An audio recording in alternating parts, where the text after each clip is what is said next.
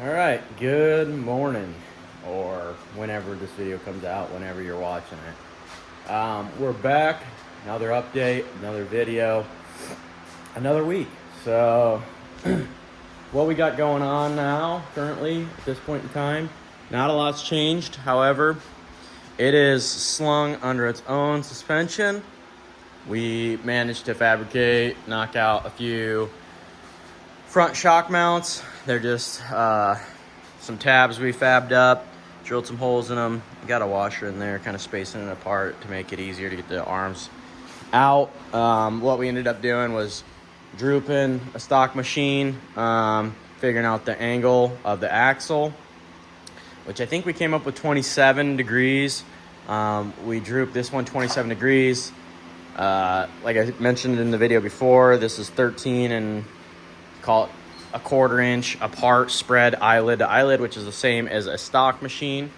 So that kind of placed our tabs as far as distance apart. And then the axle angle being 27 degrees placed our droop as far as how long those tabs needed to be. So we knocked those out. It did, once we took load off the shock body, extend. Now they're sitting about 29.5 degrees. I'm not sure if that's going to be an issue or not. If it is, however, we can run some kind of limit strap if we have axle binding issues at full droop, or even worse, it popping out of the diff. We can run some sort of limit strap to bring that back up closer to a 27 degree number. I don't see that being too big of an issue. But time will tell. And then in the rear, we ended up getting these remade. Left a gap there to fill in with weld. Same thing, just some brackets we fabbed up, drilled some holes in them, rounded the corners with this belt sander, so they fit in there nice. Not sure on the way the shocks are turned. This one's flipped in. When they're flipped out, the reservoir sticks out quite a bit further than the body, which I plan on bringing a bar from this tube here around to like kind of capture the shock in. I just think that, like you can see on this one's not flipped in. I mean, it sticks out quite a bit, so that tube's gonna have to really kick out to protect that body.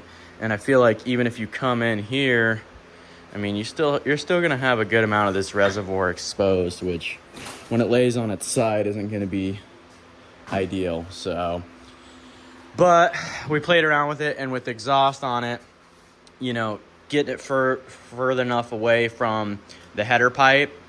You either got to have it turn this way, or you got to turn it way in facing what will be the firewall. So that's kind of where we're at with the shocks. But I mean, they're hanging the machine. I mean, we could put wheel studs on this, put a few more tacks, and mount wheel and tire, and have this thing sitting on the ground if we wanted to, which is super cool. That's a huge step. So for the rear, we did the same thing. We drooped the machine, full droop, jacked up the trailing arm to get 27 degrees on the axle. And then this spread in the rear here, from outside of tab to outside of tab, was like 30 3/4 inches. So that got our spread. Then we took a angle finder and put it on the shock body, came up with a shock degree of 70 degrees at full droop. We did that off this Turbo S, so we just took something, put it right here, figured out that was 70 degrees, and then mimicked it over here on this one. So they should be pretty close. I mean, within a degree or two of axle droop and shock angle. So that should work out. I hope so. Anyways, I mean, I don't know. This is the first one I've ever built. Not sure how important that stuff is. I would imagine it's pretty important. And these engineers know what they're doing when they're making these machines. So try to mimic that as best as we can. But on today's agenda is we're going to figure out a way to mount the carrier bearing.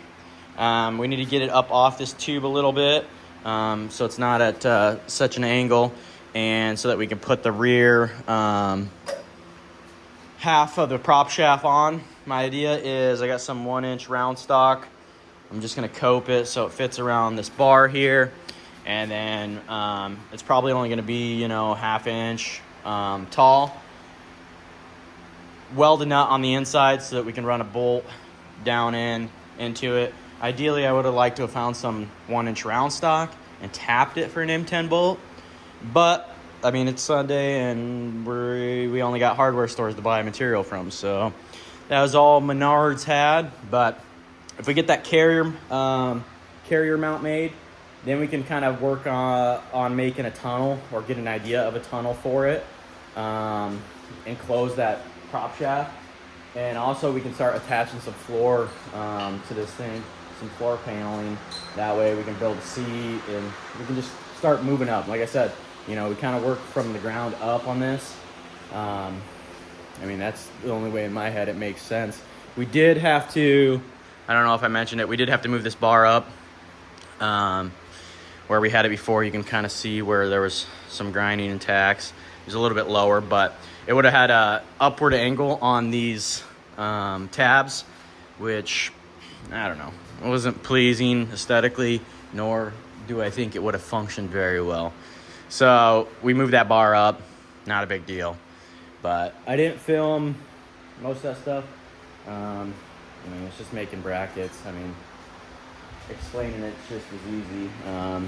What we did was hole saw this to get our cope, and then measured for our hole for the bolts, drilled them with the drill press, and like I said, rounded the ears off with the belt sander. It was a lot of rinse and repeat. I mean, we made 4 of the same exact ones for the rear. Somehow they all measured the same. In the front, we made 2 identical ones and then 2 longer ones. But rambling, so that's going to be today's video, is kind of figuring out some floor stuff, carry bearing mount like I mentioned, and we'll see where it takes us. I mean, you never know. We get like squirrel syndrome, start working on something, next thing you know we're totally different yard chasing squirrels. So, but let's get it. Alrighty, so this day is coming to an end. Show you what we got done for progress. So we got, like I'd mentioned, the carrier bearing mount done. It's just tacked in. It's kind of rough. And ended up using that 1-inch round stock, welding a nut and a washer, kind of like capped the top of it, welded a nut on the inside. It's only like 3/4 inch tall. Coped it so it fit around this pipe nice. Yeah, that worked out pretty all right. Stock length, like we had mentioned in previous videos. Took some plate here, used the old plasma cutter, traced rough. Well, originally we lifted it up in there as a 100% flat piece of just metal. Ratchet strapped it kind of in place. Traced out a rough outline, took the plasma, traced it, cut it, ended up putting it in, started tacking it in place, and then realized that the bottom of these tubes all needed welded still. So we had to cut all the tacks off and then grind everything down, fully weld the bottom side of this chassis kit, the tubes, the middle stringers, the lowering base, I guess you'd call it. Fully weld them, and then raise the plate back up in there, and kind of just, we ended up using a ball joint press as like a C-clamp to like move the metal, clamp it up tight so that we could stitch on the inside. We still need to trim some of this here. We haven't got to that yet, but we went ahead and stitched this all in all the way around on the inside of the runners and the outside. I don't see a reason that pan will ever have to come out. Everything will be serviceable from the top. We'll put some drain holes in it. The skid plate, poly, whatever it is, will bolt up through. So yeah, I mean, pretty simple idea. Like I said, we'll put some drain holes in it somewhere. We were kind of playing around with the seat and the carrier bearing where it's at, which I think it's going to work out. We measured for the drive shaft. I cut it. I'm sending that out tomorrow to get made. What we plan on doing to encase this prop shaft is we're going to take some flat stock, bump it, kind of roll it. I'm not going to box it. I want it rolled so that there's more leg room, which ironically I don't need a bunch. But so we're gonna kind of just encase this prop shaft, run it all the way up to this part right here, this lip. The carrier bearing will be kind of exposed. It'll split the distance, and then it'll run back to here. And then so it's gonna bump around this. It's gonna come and it's gonna have a break in it. It's gonna be flat, like 1 inch to the middle of this tube. And we'll weld on some kind of tab, drill a hole through that where it's braked flat, and then be able to bolt it. That way we don't have bolts going through the bottom. One more thing to get hung up on or sheared off or just in the way in general. So I think that'll work the best. Like I said, just some flat stock, some tabs right off the side of these bars. This will be curved round. It'll come down flat, and then it'll bolt to that. So, but yeah, I mean, that's the idea there, which you guys will probably end up hopefully seeing that in this video. It's Sunday. I film videos on Sundays and Thursdays. I don't feel like I have enough in this to put out a video to make it worthy of an update. So I'm going to order some stuff on Thursday, or I'll order some stuff tomorrow. Hopefully have some stuff to do Thursday. Film another video for you guys, have a little bit bigger update as far as what we got accomplished. That part might be in it. If not, hopefully next weekend. But yeah, we get that in, then we can make our seat mount. We can mount the seat. We can start working on some firewall stuff, some pedals, which we already have the pedals and the pedal assembly. So we can work on that. I have a brake master. We can just start, like I said, working from the ground up. So yeah, I'm getting excited. It's I think next week, if not for sure the following week, it will be on the ground on all 4 tires and wheels. So that'll be cool. That'll be something to see. So look forward to that. All right, guys. So it's the end of the weekend. We've made some progress on the buggy. I feel like it's enough to share. Where I last left you guys off, the last clip I think you've seen was maybe the skid plate, the bottom bash plate. We got that all fabbed up and welded together. What we were able to accomplish with the rest of the days is we got some roof bars put in. Ended up taking some tube and mimicking the front to have that point centered in the middle of the machine. Took 2 other bars, ran them from there, kinked it, ran it back. Give a little more head clearance. I'm not the tallest guy in the world, but with a helmet on, it does get a little tight. And the next owner of the machine, if I were to ever sell it, might not be as short as I am. So you see a lot of buggies that have some pretty obnoxious roof bars for head clearance. Because once you get that seat kicked up high enough off the carrier bearing there, it doesn't leave a ton of room. So a lot of guys, especially taller guys, will have to build an extension off the top to give them head clearance, especially if you're wearing helmets, which you should. You guys should wear helmets.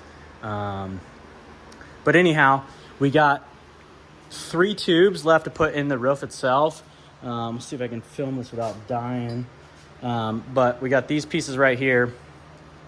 And what they're going to do is they're going to mimic this piece here, but in the gap there along the back. There's going to be 2 of them in here. So let's see if I can film this. So it'll go just like so, if that makes sense. 2 of them running to the back, one there and one somewhere in here on both sides. Just kind of bracing this and adding a little extra flavor as far as the looks go. So that's what we got done this weekend. Those roof bars, man, not the easiest thing in the world to do. You know, I was just talking to a buddy, some of the guys that have been helping me, and I was just saying, I was like, if you ever want to challenge yourself and see if you're able to do some sort of fabricating or see what your fabrication skills are, jump on a project like this. It'll tell you how little you know about everything, and it'll show you what you're made of. I mean, everything is a struggle bus. We're getting quicker with the notching and the bending, and I mean, figuring out where stuff's going. We haven't wasted very much material, which at, you know, almost $11 a foot for DOM here in Nebraska,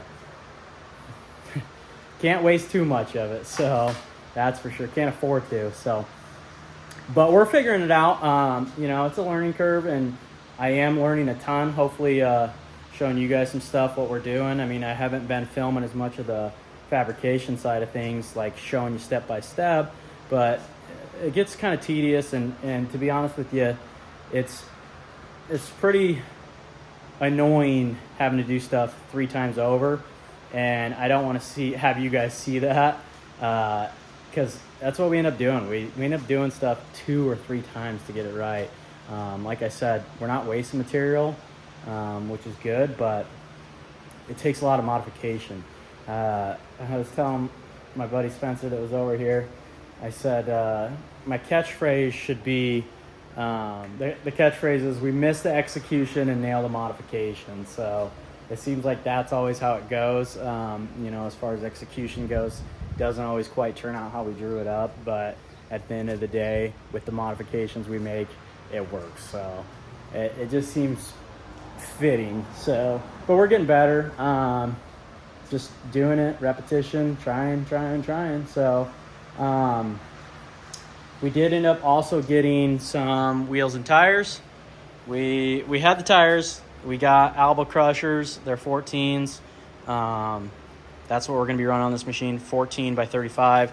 Like I've mentioned in the past, the 35 on a 14 actually measures closer to a 34.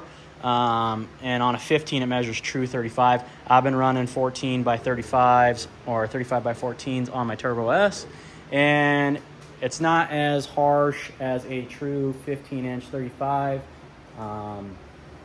Seems to keep the machine a little bit harder, or a little bit better.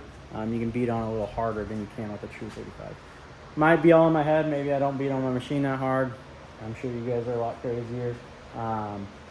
But I've had good luck running 14s and 35s. So that's what we're going to run on this. The fitment is kind of iffy. I don't know if you guys have ever ran Albas before. It seems super tight on the lug pattern. I double checked. The guy said sometimes they're tight.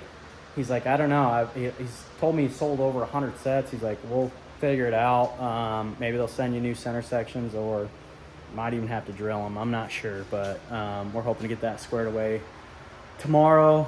Figure out if I'm getting new center sections or what. They do fit, but it's almost like you got to hammer them on to get them on the hub, which is going to either flatten the threads on the studs or tear up them wheels. So either one I'm not super thrilled about doing. So, but yeah, I think it's coming along great. We also got, I forgot to mention, but there's we got the billet tie rods in, and we aligned the machine. Other than the shock being bolted to the arm, the front end's practically done as far as bolting stuff on. Do want to get a winch in here, and I think we've decided the battery's going to go over the steering rack. We were going to put the fuel cell there to kind of balance the weight out a little bit more, but I just think it's pretty tight in there, and we don't have to want to build around the steering rack, so I think it's going to go back here. But yeah, we'll get those other 3 pieces made for this roof. The roof will be done. I'm waiting on 2 brackets for the radiator. Then I can bolt the radiator and the intercooler together. We can place it in the back here. Not sure if it's going to get stood up or if it's going to get laid back here in the back. We still got to bend some tube for back there. Once we get the radiator mounted, we're waiting on that. And really, we're waiting on doing the door bars until everything else is kind of in progress, so to speak. We can obviously make the door bars and just not weld them in, just have them bent up. That way it's easier to get things in and out of, and while we're still fabbing stuff, they're not getting in the way, if that makes sense. But yeah, that's where we're leaving off. Drive shaft should be coming this next week.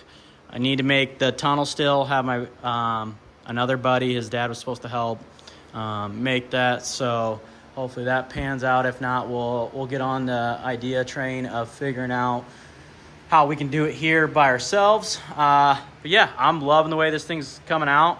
You guys can let me know what you think. I think it looks sick. It's got a real aggressive, almost full-size buggy look going on. I just really enjoy the lines that it's got. I think it's gonna be real mean looking. So stay tuned. We got a bunch more to do still, obviously. We're slowly chunking away. Goal is, like I said, hopefully around Thanksgiving or so, somewhere around there, to be done with this thing. Don't know for sure. Things get in the way, but that's what I'm shooting for. Keep plugging, keep making progress. That's all I can do. So keep liking the videos, and let's get this thing up over 500. We're well over halfway there, so let's get it there. Thanks, guys.